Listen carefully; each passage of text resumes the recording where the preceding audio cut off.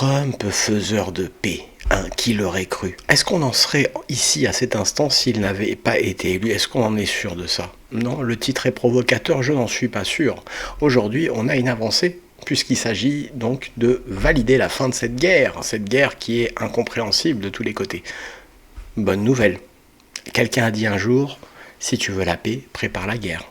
La guerre est terminée, donc merci Monsieur Trump, et merci tous les acteurs qui sont intervenus. Générique.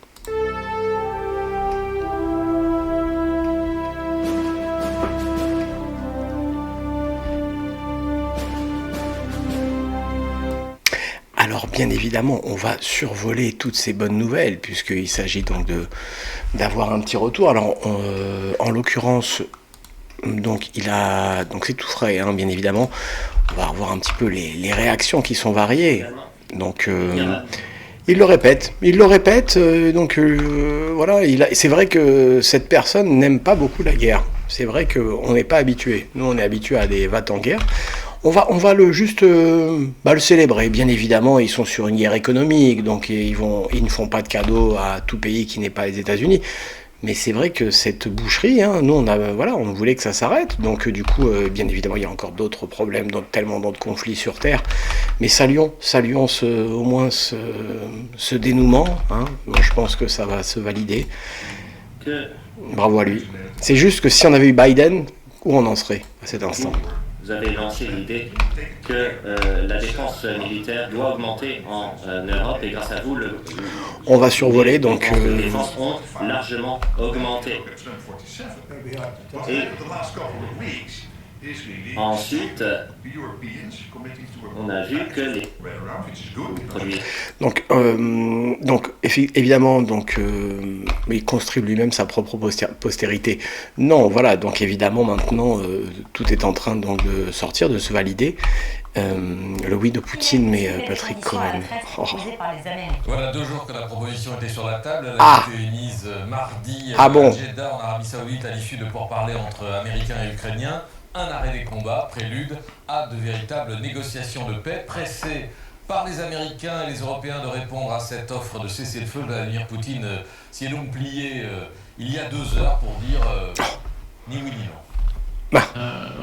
Celui qui s'y est plié, non mais je pense que voilà. Ah, et là il y a Loukachenko, le gars de la Biélorussie.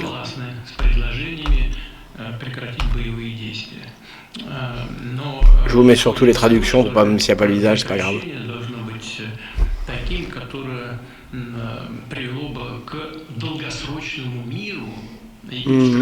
Ok. Très bien.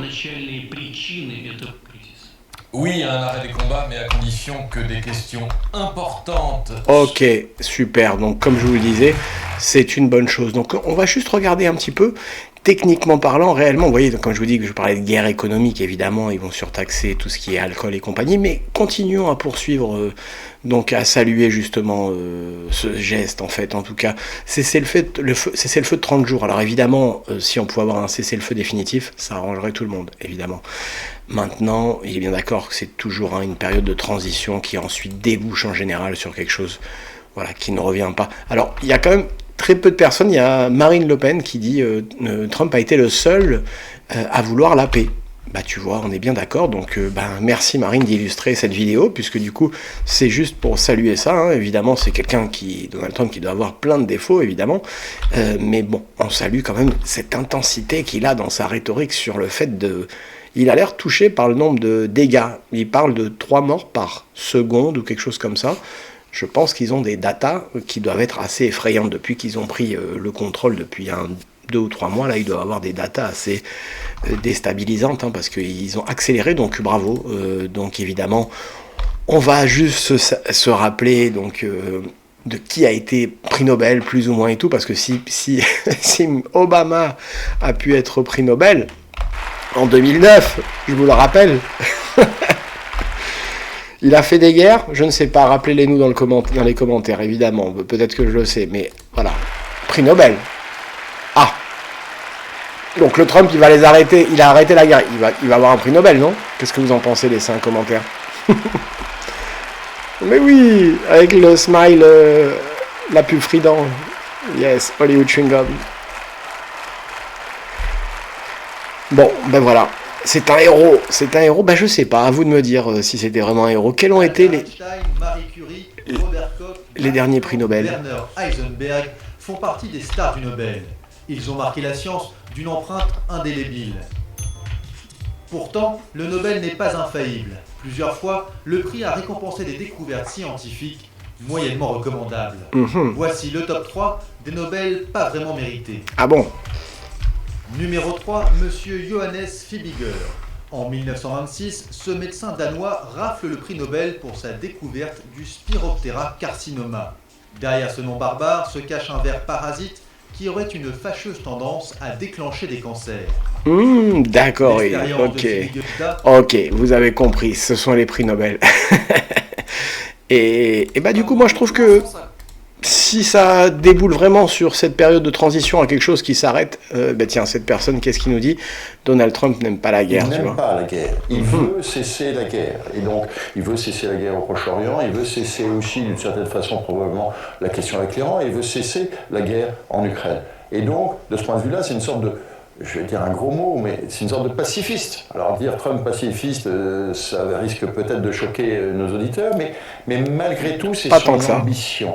Et donc pour cela, il est prêt à beaucoup de concessions, alors que, et vous allez probablement me poser la question, et les Russes? Les Russes, pour eux, c'est beaucoup plus existentiel, l'Ukraine. Si vous voulez, je veux dire, autant, évidemment, pour l'Ukraine, la guerre est existentielle, au sens premier, autant elle est tout à fait essentielle également pour Moscou. Et donc Moscou sera beaucoup plus dur et beaucoup plus enclin à céder des choses ailleurs sur les autres sujets. Ok, ça marche. Mais en tout cas, on reste sur ce point positif. Donc, merci en tout cas de votre honnêteté, monsieur. Les amis, laissez un pouce. Abonnez-vous bien sûr si vous découvrez la chaîne. Donnez-moi votre avis bien sûr en commentaire. On est positif, c'est donc des bonnes nouvelles, À bientôt.